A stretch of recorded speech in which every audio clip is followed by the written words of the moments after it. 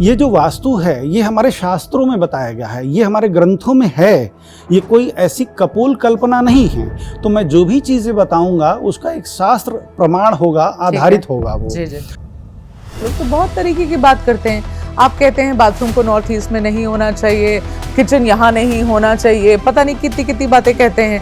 क्या हर चीज का साइंटिफिक एक्सप्लेनेशन है आपके पास? शास्त्र कहता है देवालयम या भवनम मठश्च भानु करव वार भिन्नम, मतलब देवालय हो, मठ हो, अगर वो सूर्य की दिशा के विपरीत हो तो उस जगह पर नहीं रहना चाहिए। आप देखेंगे कि बहुत सारी बीमारियां और बहुत सारी चीज़ें, मुश्किलें पैदा होती हैं कि जिस देश में सूर्य बहुत कम निकलता है, जहाँ डिप्रेशन बहुत है, मानसिक तनाव बहुत है, चिड़चिड़ा है, वो लोग सुसाइड कर लेते हैं।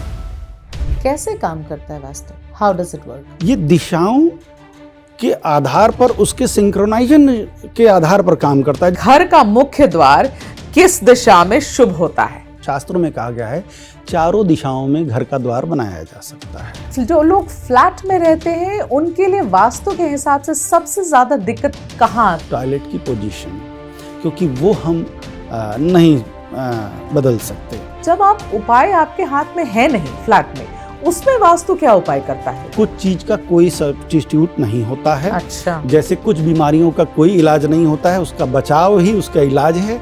आप मानते हैं कि ये टोटल विज्ञान है, कोई टोटका वोटका नहीं है?